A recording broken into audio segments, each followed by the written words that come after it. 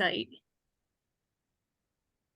All right, well, let's welcome Kelsey today at the NJ Environmental Fundraisers Gathering. We're going to talk about end of year and what it's like to, for digital strategies and other kinds of things you can use. That sounds good. Thank you, Lauren, for inviting me here. Thank you guys for having me. I really, really appreciate it. Maybe some more people will trickle in, but either way, I understand that a lot of people will view the recording later, so that's very good. My name is Kelsey Boudin, and I am the president and founder of Grand River Agency. And if you get a little bit off, but I have my two screens up here and my camera down here, so I'm not being rude by looking away, I promise. But I kind of need to see where I'm going here. So yes, I am presenting today on some digital marketing strategies, very high level, like not getting too deeply in the weeds here, that could help out your year-end nonprofit fundraising strategy. So just to get kind of maybe a lay of the land or a read of the room, is everyone in here directly involved in fundraising activities for their nonprofit? And if so, would you like to share some of the things that you do? I'll jump in, Kelsey. Sure. As I mentioned, Sure. I'm with Morris County Park Commission, but I am also, as part of my position, the executive director of the Morris Parks Alliance. So yeah, I do grants, I do sponsorships. We have a 5K, we have a golf outing, and it looks like we're going to be having an annual, what we call a holiday house. We have a historic mansion, and I just was advised last month's board meeting that yes, they want to go ahead with our second one this season. So we have a couple of events, but yeah, sponsorships, grants, those kinds of things. We do a spring appeal in the parks. Mm-hmm. I have done some social media mailing kinds of stuff, but in our type of situation, a lot of folks are one-off donors. We're not hugely successful at just general fundraising. So hope to get some additional info today. Sure. Anyone else? Sure, I'll jump in. Sure. So Don Weiss with the Trail Conference, New York, New Jersey Trail Conference. Hi, Don. Hi there. And I work as director of donor advising. So mostly I'm working with major donors and bequest donors. But the fall is a very busy time. It kicks off with a fall appeal. We do something called Trail-a-thon, which is a fundraising initiative whereby people hike or run or bike or swim or paddle, whatever they do. And then we do Trails Giving, which is a version of Giving Tuesday, kind of expanded version of that. Various donor, cultivation events, and then end of year appeal. Mm-hmm. I'm hearing a lot of events-based stuff. Do we experience a typically pretty decent return on investment with those activities, or? Well, this is the most events that we've done this year. So there's a pancake breakfast in there too. But I think what they're good for us is providing personal contact to people who are so hard to meet with in person, for the major donor segment, and just kind of advancing the relationships from there, having a starting point. The gala makes a lot of money, but the others, less so. Okay. All right, then. So any self-proclaimed or actual affirmed digital marketing experts in the group here? Just perhaps have done some activities, maybe done, I think you said some social media along the way, maybe helped out in some way like that, but no one's really tackled a major digital campaign before. No. Okay. Well, that's all right. Okay, so I will go into a little background of my company and myself. Grand River Agency, I founded that in my home office, actually just down the street, in March of 2020, which if everyone remembers what was happening in March of 2020, that was a huge risk, wouldn't we say? Starting at the beginning of a pandemic. But it was something that I definitely needed to do to branch out on my own.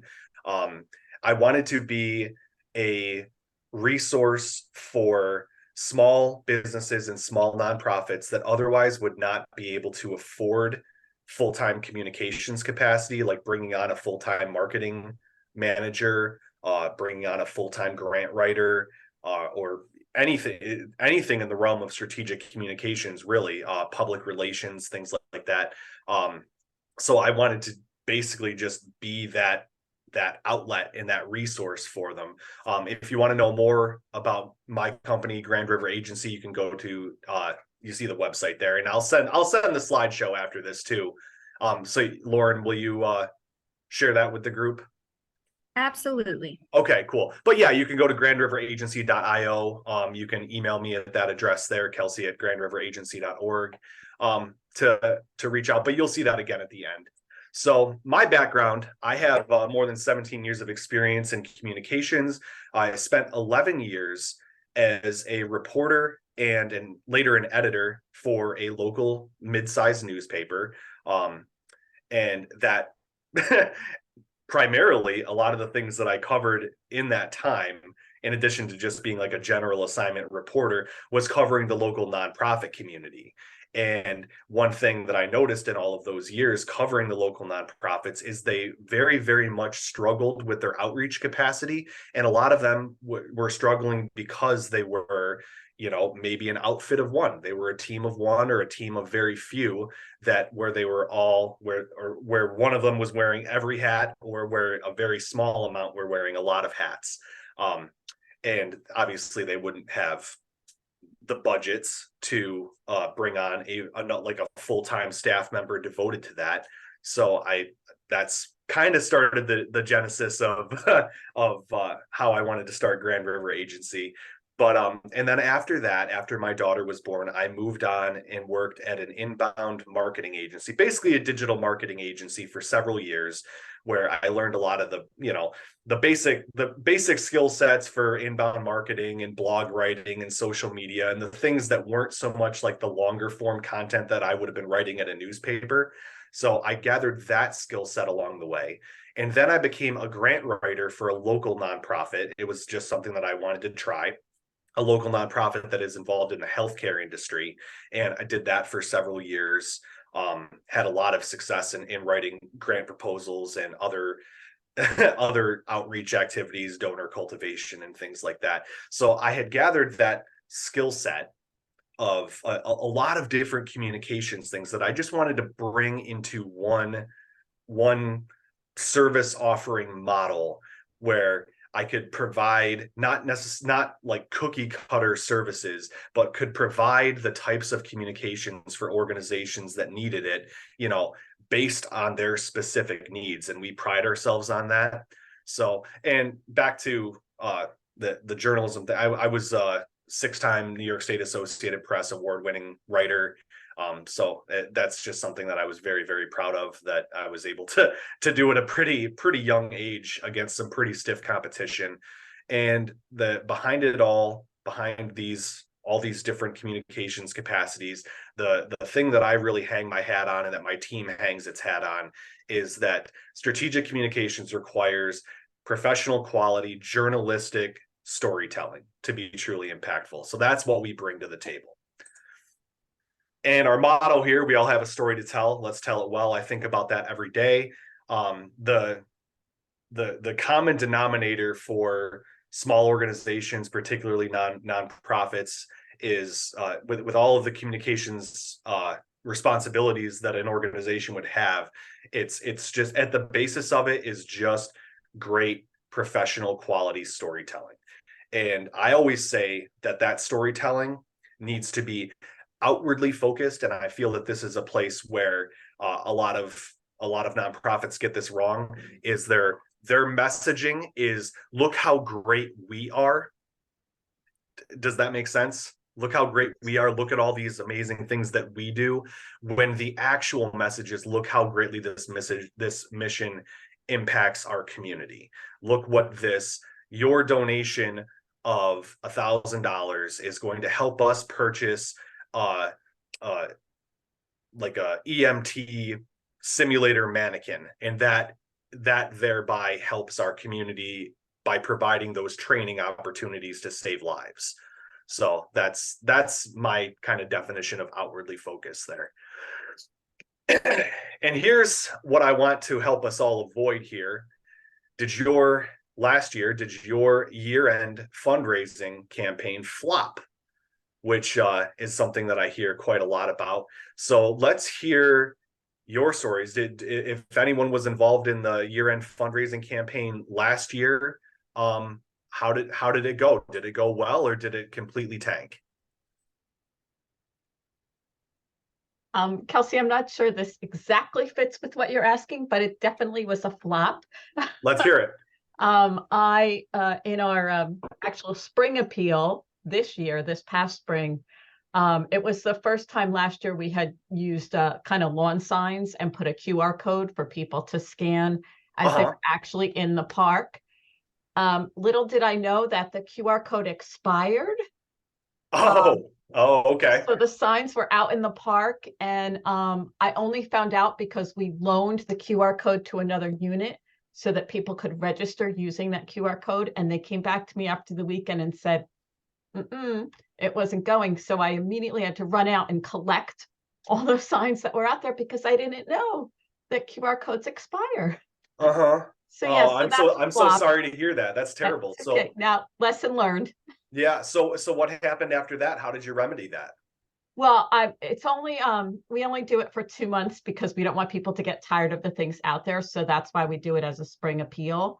Because we figure after the winter, everyone's gonna want to get out and hike and walk in the parks. So I'm only going to use the QR code for one season, and each year I'll have to update.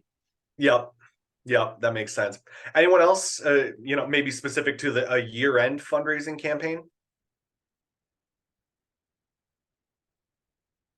Which is fine if not. Either way. Okay, so at the bottom of this slide, and like I said, I'll be sending this out after we're done here. You can click on that link. That's just a blog post that I wrote, I believe at the beginning of this year, just to help nonprofits, as they're preparing for the next year's campaign after devastating failure, which tends to happen from time to time. But failure is relative, though, because you could have a fundraising goal of $10,000. Could have a fundraising goal of $1 million. It just depends on where you are in the nonprofit sphere and what your capacity is. So, but yeah, failure is relative, and by that measuring stick, success is also relative. So, if you only raised $8,000 last year, no one's judging you.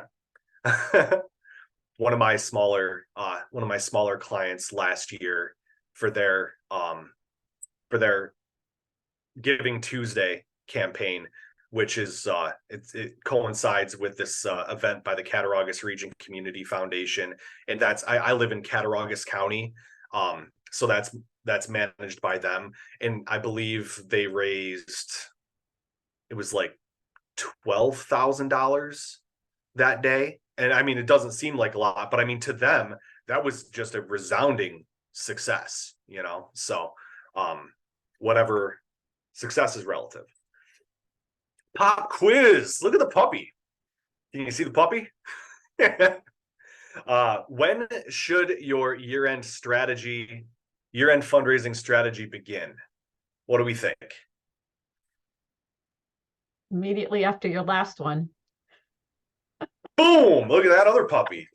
That's right. As soon as your last one ends, it's I find it interesting. I know that there are a lot of organizations that are out there, just kind of scrambling day to day to try to accomplish the mission, and then all of a sudden it's the end of October, and what have we done to gear up communications wise for our year-end fundraising campaign, for our holiday, what have you. So yeah, it's the right answer, ideally, if possible, is to be preparing these elements well in advance, having a look immediately after your last campaign to see what worked, what didn't, looking at maybe some analytics, some website traffic, and seeing in social media traffic to see what what types of content resonated most, and then starting to build the strategy from there. And then when you do that, you can compile a volume of content. I mean, you can be compiling that in March for all that anyone cares, start working on producing the content that, is going to move the needle a little bit later. So you're not scrambling to do it, or at least you're not scrambling to do quite as much right at the beginning of the year-end fundraising campaign, like right now. Is anyone scrambling right now? No one's scrambling? No? Okay, so everyone's doing good? Good, perfect. So yes, some digital marketing strategies for year-end fundraising. This is just kind of a general overview of some of the things that I want to hit here. Understanding the digital landscape, the foundations of your digital strategy, content types, how often you should be posting, how to really engage your community, and measuring analytics and things like that, and then adaptability at the end, because that's crucial to be able to adjust mid-flight. So as you're trying to understand the digital landscape, that's basically trying to get a good overview of all of the digital tools and platforms and channels and things like that at your disposal to be able to accomplish the outreach that you desire. Social media obviously is a huge driver. That is for the majority of our clients, that is a huge emphasis. And so you have the major players at Facebook and Instagram and Twitter and LinkedIn, but even TikTok is emerging now. Has anyone used TikTok for anything that their nonprofit is trying to accomplish yet? No, I mean, I was so skeptical. We started implementing that with our clients just this summer, and just to see how it would work. And it actually is a good mover of the needle. I mean, the majority of the people that are, looking at TikTok are younger kids and things like that. But it is emerging as a platform that people can use for professional capacities as well, and not just like makeup tutorials and stuff. There's some real serious stuff out there.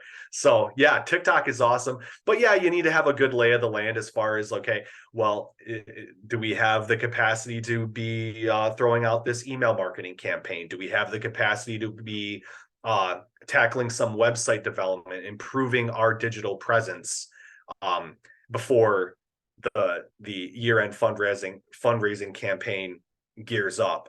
I find that interesting. One of our clients that we're just onboarding with right now is a local food pantry. It's just right around the corner from me, actually. And the first thing that I asked them, because they approached me for grant writing services, they just wanted to be focused on the grant writing side of things.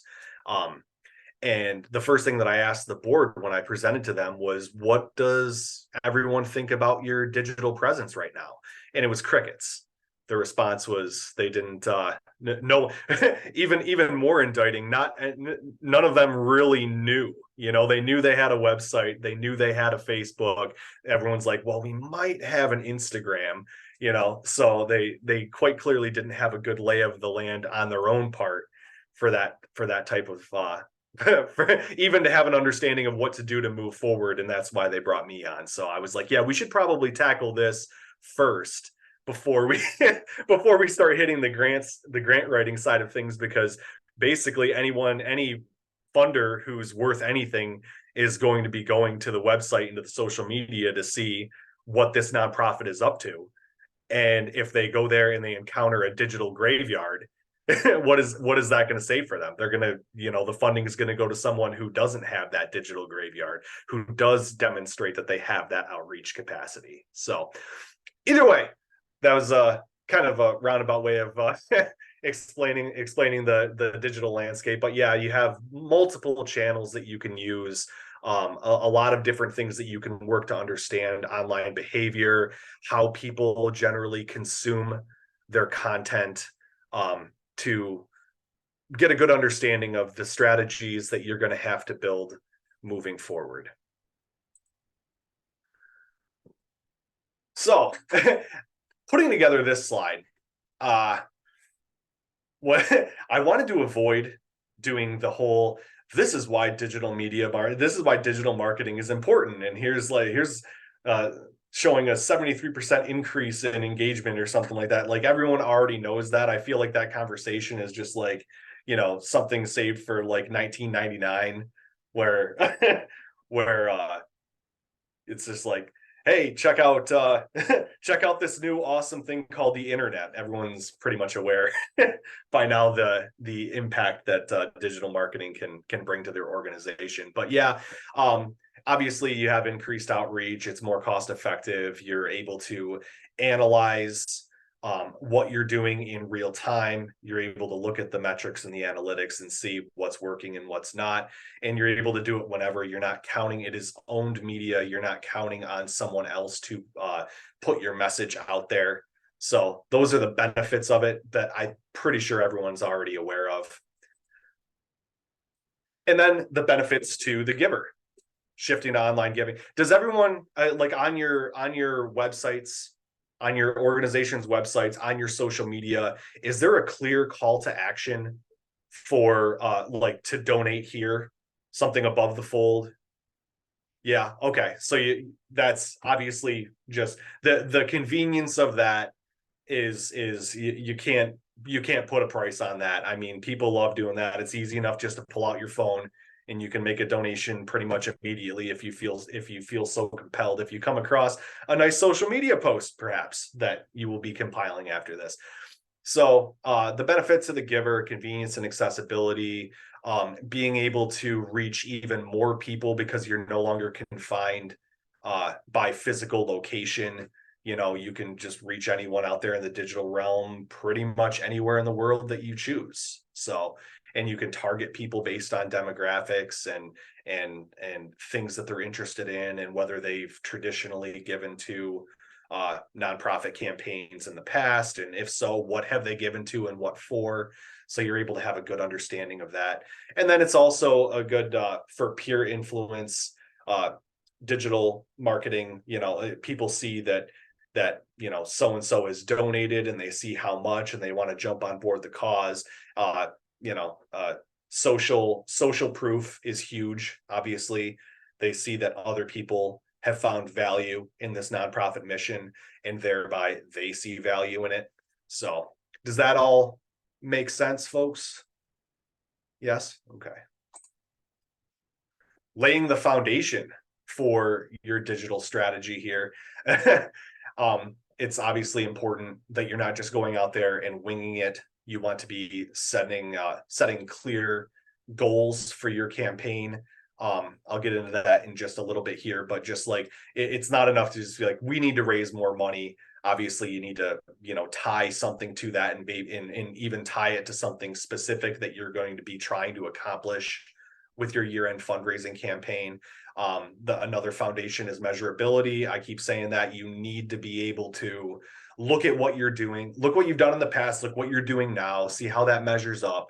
And then if something's not working, to be able to adjust, and you have that information at your disposal to be able to do that. You're not just operating blind. And then relevance as well. It's good to be doing the right place, the right things at the right time, reaching people where they are, and when they're most likely to be interacting in the digital realm. That's very, very important to accomplishing all the things that you need to do. Hey, let's talk about some cliches here. Everyone's heard of SMART goals, I'm sure, correct? So I don't need to go over that, but yeah, specific, measurable, achievable, relevant, and timely. All of those are easily enough understood.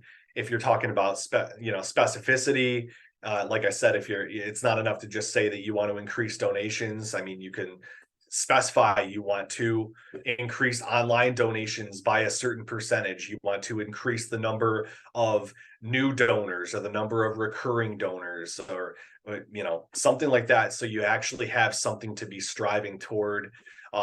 Measurable goes along with that, because if you have a figure tied to it, you can measure that.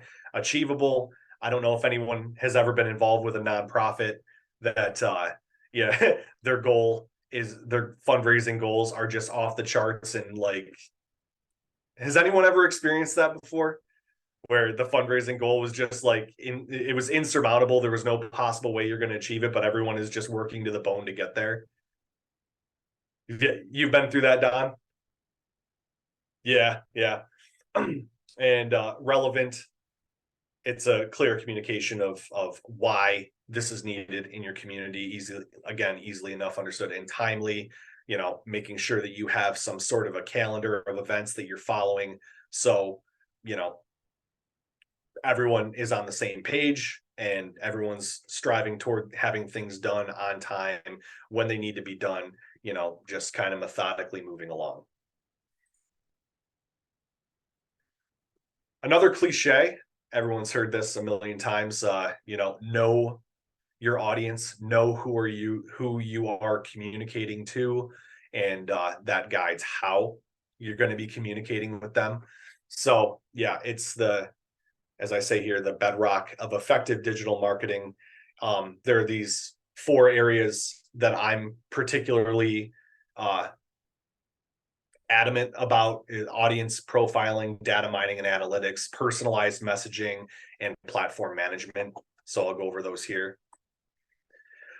So who is in your target audience? So would someone like to chime in here? Who is your nonprofit's customer? Who are you primarily serving? Old people. Say that again. I'm sorry, Lauren. Old people. Old people. Okay. So you said all people, but Well, that too, Don. Yes. old There's people is, yeah. old people.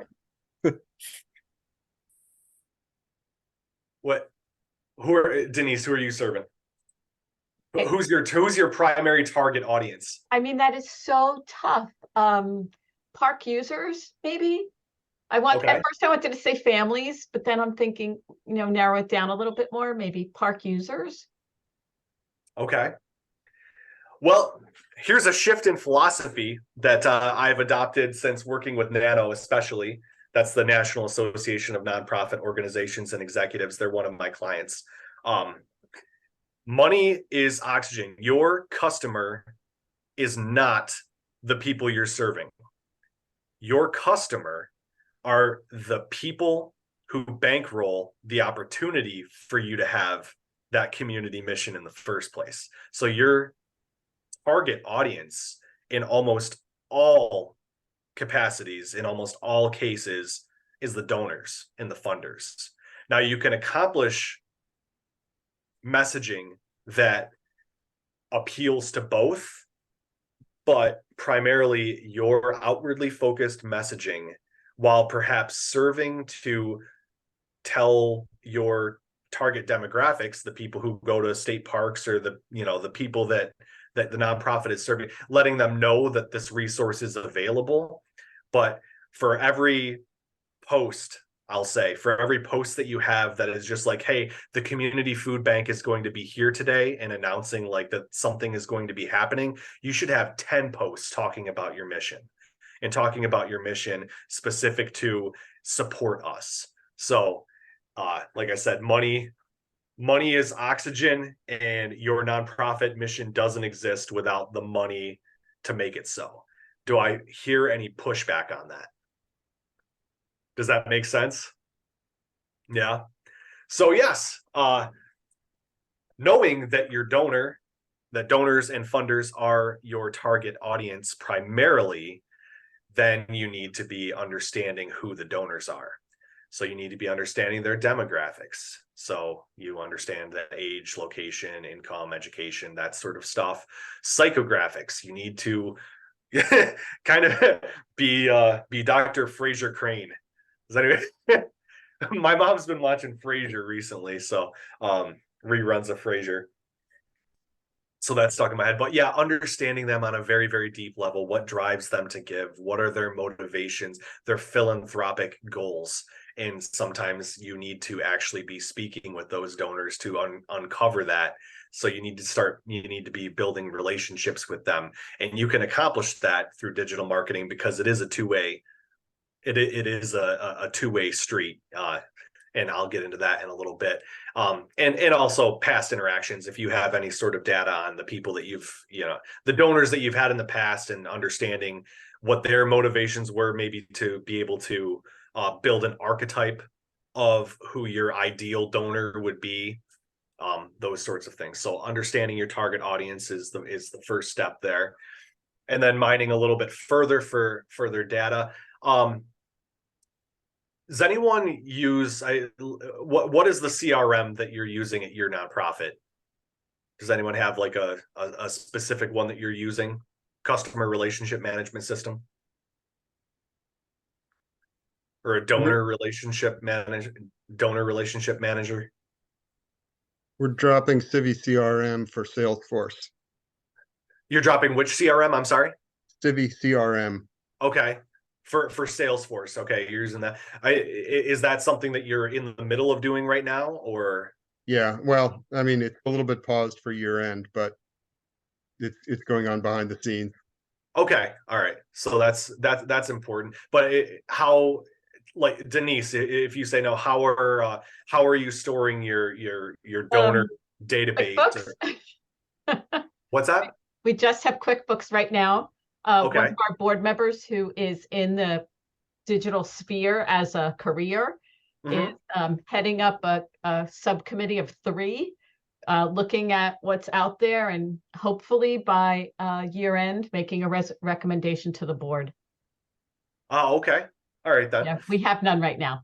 Yeah, okay. There's a CRM that I just came across recently. It's called Nonprofits. Has everyone heard of that before? Like, no, it's like nonprofit, but with an X at the end of it, Nonprofits. I haven't really explored it like very, very in depth yet, but it looked really promising. So, I mean, maybe if I'm going to send some resources along after this, maybe that'll be one that I send along. Is that okay, Lauren, to maybe send some resources after the fact? Of course. Yeah. Okay. So yeah, the CRM, I mean, like the CRM is awesome to have because I mean, it allows you to store your donor information and have have in-depth information on each donor, how much they've given and what for, and your previous communications with them. So you can hop right into a previous conversation, even if you weren't the person who was personally dealing with that specific donor. You can hop in and you can see, oh, wow, there was an email sent to them on April 19th. And this is the discussion that they had.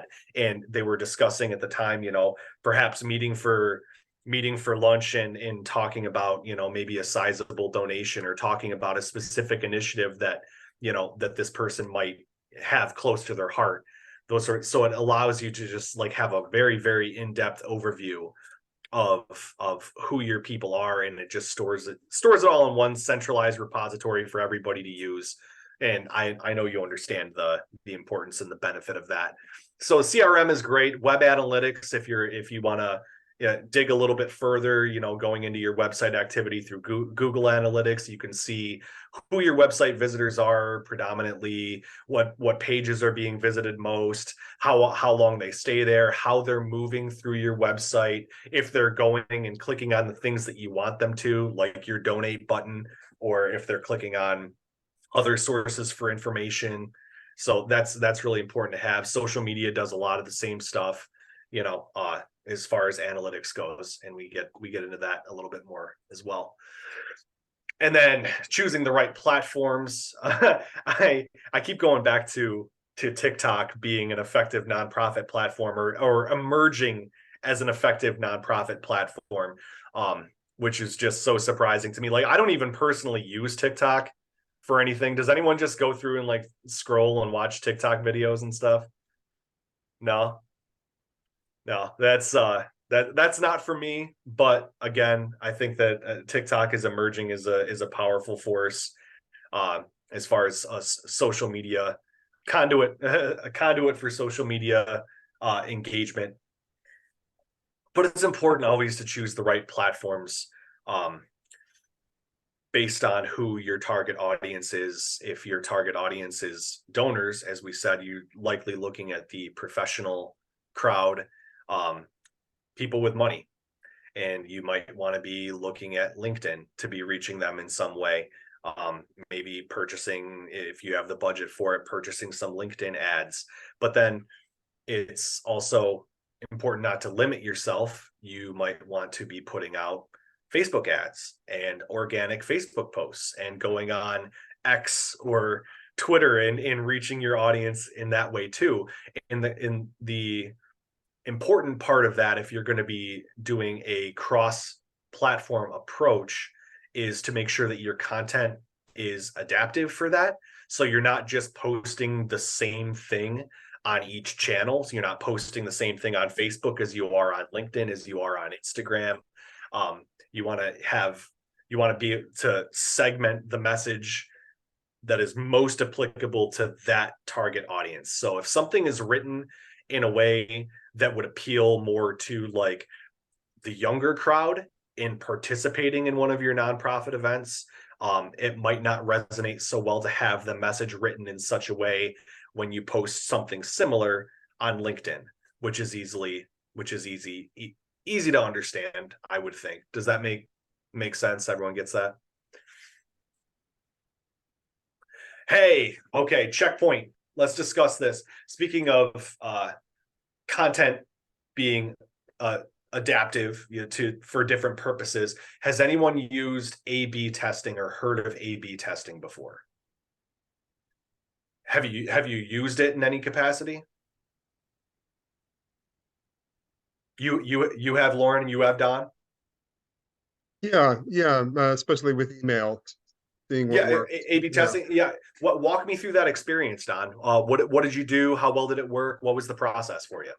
Well, I mean, we had two dominant themes for it was the same general messaging, but two ways of expressing it, and we wanted to see which yielded the best response. And that works. You can send out 50% to one with one message and 50% with another message, and see who pulls better. Right. So that did work for you. Do you recall which type of messaging or which decision, at least, that was made? Do you recall I which one did remember better? it was the simpler message that did better. Mm-hmm. Yeah, you could pretty much A/B test anything. I mean, in addition to emails, you can A/B test social media, you can A/B test your website. So if you have something on your website, for instance, that I'll go back to it, your donate button, and it's in your donate button says a certain thing. And you want to see if having it say a different thing is going to be more effective. If like donate now is more effective than something like support our nonprofit mission or support our troops or support our fire department or what have you, see which one actually performs better. I love that in all capacities, just to, it's another analytics thing. It's a way to have to look in real time at what is most effective and what is most driving engagement. So that is, A/B testing is pretty cool. All right, actually getting to creating your content, the heartbeat of your year-end fundraising appeal digital marketing strategy. Again, outwardly focused, not so much about how great your organization is, but how greatly the mission impacts the community. So in this kind of section, we'll be going over tailoring messaging to different types of individuals, tailoring your ask to something specific as opposed to just like general operating funds, the different types of content and maybe some ideas for that, and then also calls to action, and some philosophies around calls to action. So the personalized messaging, as I believe I said before, it's compelling common interest based on what these types of individuals or what this specific donor wants to see and hear. So as you're going through and having a CRM is really, really helpful for this. You're segmenting your audience based on those shared characteristics. So you can segment your audience based on age. You know, you can have them set up by different 20 to 30, 31 to 40, or, you know, based on gender or based on donation level in the past. So you can tailor individual messaging to something that's just most applicable to them. You can say definitively, you know, you have donated $5,000 in the past, and this is how this is how your generous donation has improved this community mission. And we believe that another donation of $5,000 would be not only something you could afford, but we feel that we could expand our mission that much more if you were to give again, if you're trying to, you know, get repeat donors or things like that. Emotionally resonant stories. I always, people do connect with great storytelling, and it is quite literally in our DNA. A few years ago, I wrote a blog post for our former website that was called Caveman Storytelling. And that was part of the title. It was something about caveman storytelling. It was a couple of years ago. And basically the lead into that story was, you know, this caveman who had just gotten back after, like, to his cave and like his cave family after being attacked by a bear. And without even using spoken language, through just gesticulations and grunting and things like that, he was able to convey a message of danger to his family, of danger and forewarning, and the location of where this was, and some advice for his family on what to do if they were to encounter a similar type of attack. So our connection to storytelling and making decisions based on that is quite literally ingrained in our DNA. That's how we make sense of the world. So that is your goal if you're going to be tackling the digital marketing aspect of a year-end fundraising campaign, is to craft those emotionally resonant stories. And then a specific ask. So I'll ask a question here. Now, for year-end fundraising activities in the past, or just fundraising activities in general, does anyone tie that to something super, super specific, or is it just kind of a blanket call for general operating funds? The Park Alliance has had more success with specific directed fundraising. We are fundraising for this playground. Yep. Annual appeals have not necessarily had that, although they would say, here are some projects we're going to do next year. Mm-hmm. But and I've had a challenge with that with my board. There are a couple of people who just feel that we should be out there seeking general operating funds. And our challenge is that people think that the parks are paid for by the taxes. So if I specifically say, we're fundraising for this picnic shelter, we're fundraising to replace the ash trees that the emerald ash borer has decimated, I tend to get better response for the specifics. Right. And that is 100% accurate. I only think of the huge brand name nonprofits that are out there. I listed here St. Jude Children's Hospital, ASPCA. I mean, like, they're just out there, and they're this ever-present force in fundraising, where they're always making some sort of appeal, and it's all, for the most part, it's all just general operating funds, and they have so much of it. But for the smaller nonprofits, and for whatever reason, donors are so much more likely to support and more comfortable and trusting of something that is specific. And I'm glad that you said that, Denise. That was my last year at the nonprofit that I formerly worked with as a grant writer. One of the things that we were fundraising for, our specific year-end fundraising campaign, was for, like, the dummies that EMTs practice on because we primarily supported the emergency services in our county. So there were several like very, very expensive, top of the line medical dummies that were supposed to be purchased as a result of the fundraising campaign, which happened. We achieved our goal and then some, but it was something very, very specific. And I remember first kind of encountering this philosophy, specific versus general, because a lot of the other nonprofits in our local sphere, this was easily trackable too because of Cattaraugus Gives, going along with the what am I thinking of? I'm sorry. Coinciding with Giving Tuesday. It was easy to track exactly what other nonprofits in our county were doing and what they were tying the funds to.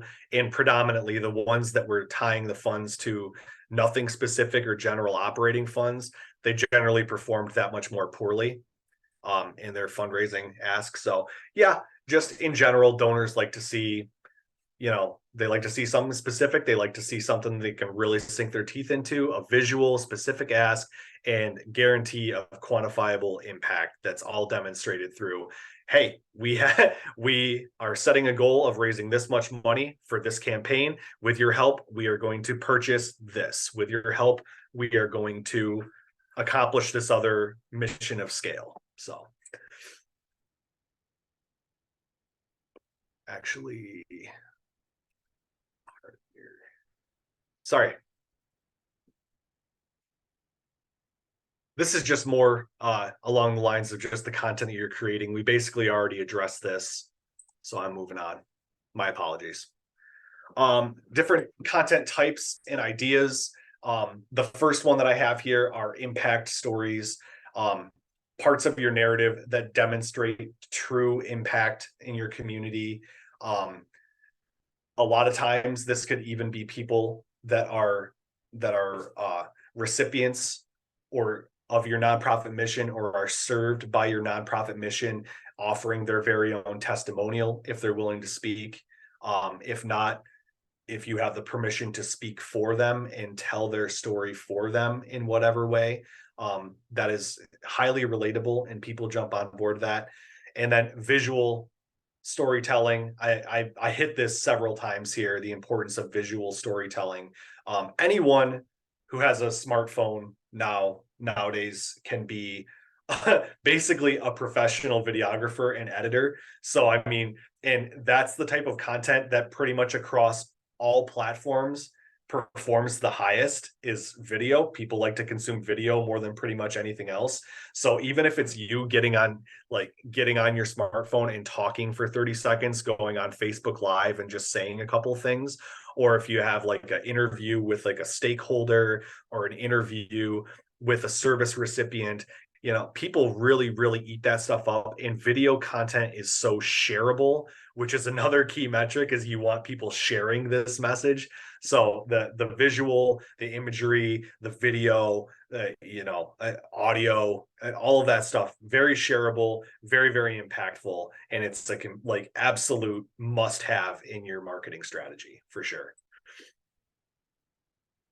Behind the scenes is also a really cool one. I like this, where you are going around the nonprofit that you work for and maybe just shooting some video interviews with the executive director, with a program assistant, or with the financial person, or what have you, like going and giving like an individualized tour of your place and what you're doing, of your mission and what you're doing, really helps to like humanize your work. And it also, as I say here, it helps with transparency as well. People who like to see exactly what you're doing and how you're spending their hard-earned philanthropic dollars. So yeah, it's nice to go through and just kind of offer a peek behind the curtain to show people exactly what you're doing and how you do it. Hey, back to visual content. I told you I mentioned it several times here.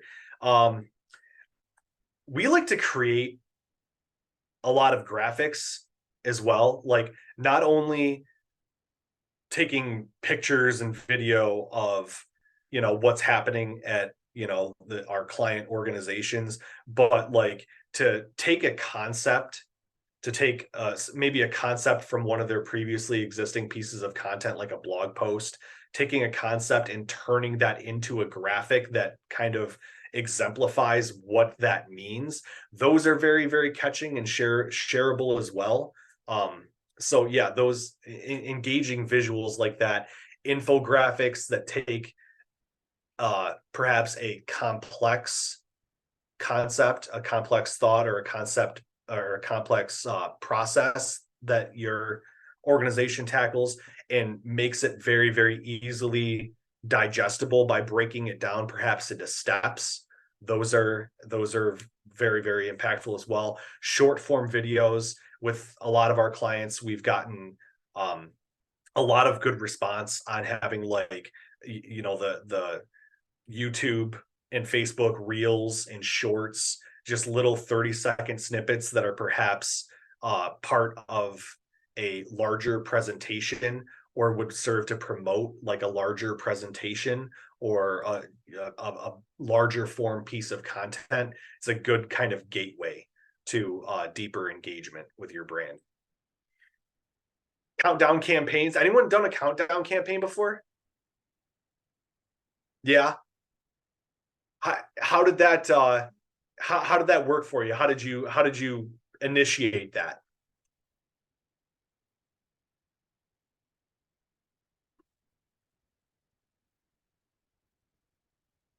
Anyone want to chime in? We did a countdown campaign for one of my clients last year, and we started, it was for Cattaraugus Gives, it was for Giving Tuesday, but it basically extended the giving campaign another almost month beforehand, because we're doing this, okay, we got 3 weeks, 2 weeks, 1 week, 5 days, 4 days, 3 days, 2 days, where we're coming out with this content that is saying, hey, like, get ready for this, get ready to donate on that day. But also we had a link to donate, like, you know, beforehand as well. And the amount of donations that were received in the countdown campaign before the campaign actually began was almost as much as we raised on that day. Has anyone ever experienced that before? No, but I'll be stealing that idea. Yeah, seriously, that's have it before your Giving Tuesday campaign. Put that out there a month in advance. I mean, like, well, actually, we're pretty much a month in advance right now, right? So we're definitely getting there. Put that out there weeks in advance and just say, hey, this is what our campaign is. This is what we're aiming toward. This is our specific ask. This is what it's going toward.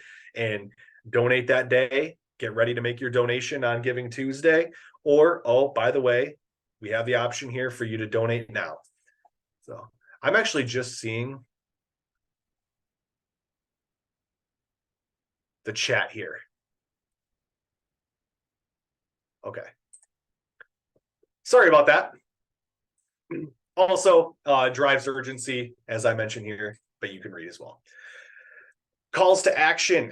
Another thing that's I always struggle with this, because there are so many different trains of thought out there in the digital marketing realm with how often you should be posting calls to action. If you have to, you know, if there's a certain formula for how many times you have to have a lower stakes touch point before having the, I guess, the right to ask someone to actually take an action, like donate. But I mean, like, there are other types of calls to action that I always consider like lower stakes. I mean, like, having someone click on a blog post, for instance, is like a low stakes call to action. It's not asking someone to do so much, you know, not like making an actual financial contribution is. But Calls to action should always be very, very clear as to what the person should be doing. If they're going to be sharing this, if they're going to be commenting below, if they're going to actually be donating. I mean, like, it should be very clear what they're going to get out of that transaction.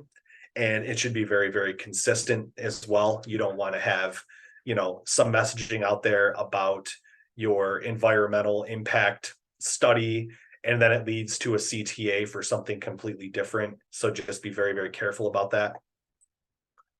Kelsey, Kevin had a question. What's that? Kevin had his hand up. Oh, I'm sorry. I question didn't or see it. comment. You're over here on this other screen, Kevin. My apologies. Oh, that's okay. I was just gonna, oh, you were asking about if anyone had a countdown campaign. I was just gonna chime in. Earlier. Yeah, that's all right. It's kind of past, but I was just gonna say we had a countdown campaign for a program that ended up being pretty successful. And I feel like the sense of urgency was successful. Yeah. Good to hear. Another thing that I'm always kind of torn on: posting schedule and consistency. Again, just like calls to action, there are a lot of trains of thought out there and philosophies as to how often you should be posting and where and when. And if it would be too much to post once a day or several times a day, or you should only be posting 3 times a week or 2 times a week or once a week. It depends. I prefer to post more often than not, but I really, really, really wish that I had some more guidance on what is best. All I can say is that it works differently for different types of organizations. So just kind of go with what works best, but don't be afraid to put a lot out there as well. Because you do want to be building that top of mind awareness. You do want to be out there in the forefront of the community conversation, leading the community conversation and being very present and active there. So another thing that's really helpful with, and I have this one as the 4th bullet, is spamming the algorithms. That can be a very, very helpful tactic I found, especially with social media, is just putting out a volume of content, like an onslaught of content that shows, like, especially if it starts getting engagement pretty quickly, it shows the algorithm that, hey, there is this volume of content that's coming out here, and it's reputable and it's helpful, which is what the algorithms are trying to do, is like solve user problems essentially by showing you what you need to see or what you want to see. So that's really helpful if you have a regular cadence with your posting schedule. It's really helpful in being found organically and not necessarily having to invest so much into paid ads. Another thing, when it comes to the schedule and consistency, it's helpful to do some research into the times that your target audience is most active online and the times that they're most active online by their different social media platforms. So there's a lot of resources out there. And even a quick Google search will tell you, like, hey, it's probably best to, maybe save your call to action posts for like a Tuesday morning or something like that. They can break it down for you, what is best, when to be posting, what platform. Does anyone ever really kind of look into that and into like what they should be posting and when? Has anyone ever really done a deep dive into that before? Kelsey, I don't do it for the Park Alliance because we're just really, really small right now. Yeah. I definitely know that our Park Commission marketing person is constantly watching that. And basically right now they do this e-blast. It's Thursday, the Thursday e-blast, the Thursday e-blast. Yep. They've definitely done some research there. That's the day and time that it makes most sense and that you can consistently get the most engagement. Yeah. Okay. That's good. That's fantastic. And that's exactly what you need to be doing. Content calendar, excuse me, doesn't even necessarily need to be a calendar. And the cool thing about like the social media platforms, a lot of different posting things that platforms that we're going to get into here in a second, is like they're set up like a calendar. But I mean, even if you just have a general, like maybe even just a spreadsheet that says, this is the blog post that's going to be posted today. This is the social media post that is going out today. This is the call to action. These are the times that it's going out. So you just kind of have it, you can prepare that in advance. And you have a, like, you know, you can schedule it all in bulk. You can turn it into a CSV document. So if you have like a platform like Hootsuite, a social media scheduling platform like Hootsuite, where you can just upload that, and you can upload months and months of social media posts without having to go through and do each one individually, saves you so much time. It organizes you and saves so much time. So yeah, the content calendar, absolutely have to do that. And then, yeah, like I was just saying, time efficiency, consistency.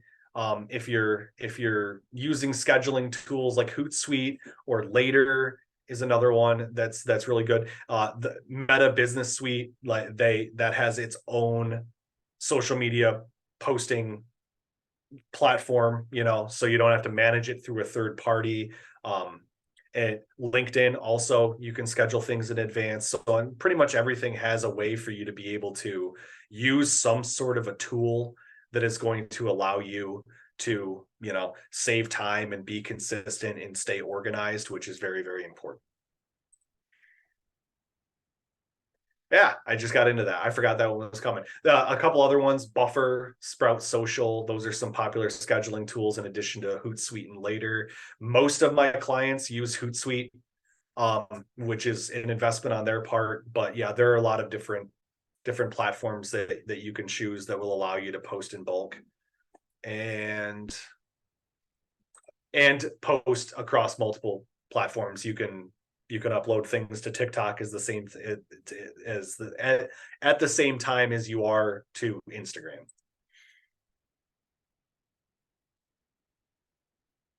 Engaging your community. Lauren, how are we doing on time? I don't want to be taking up too much time.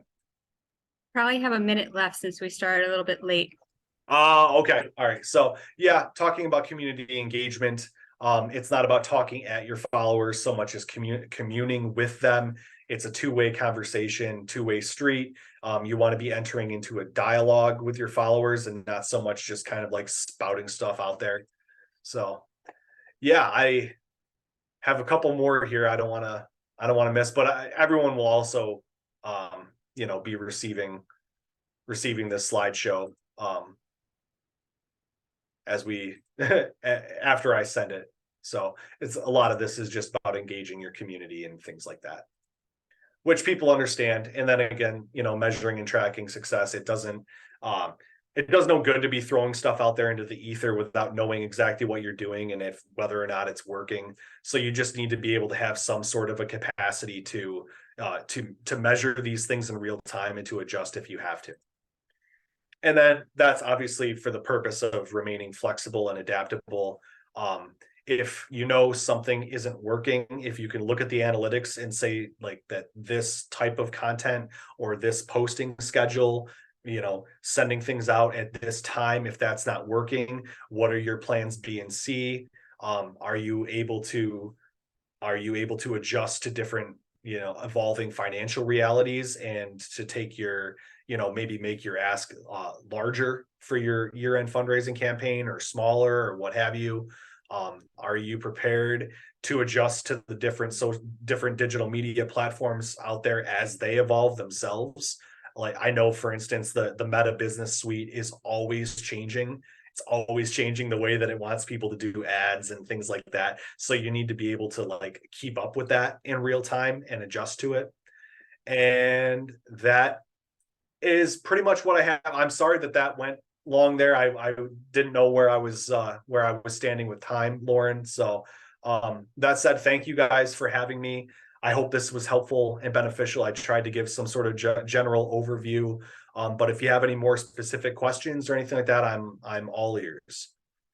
Or you can feel free to contact me here. Some really good ideas. Thank you, Kelsey. Yep. And I may be in touch. Okay, absolutely. Yeah, absolutely happy to have the conversation.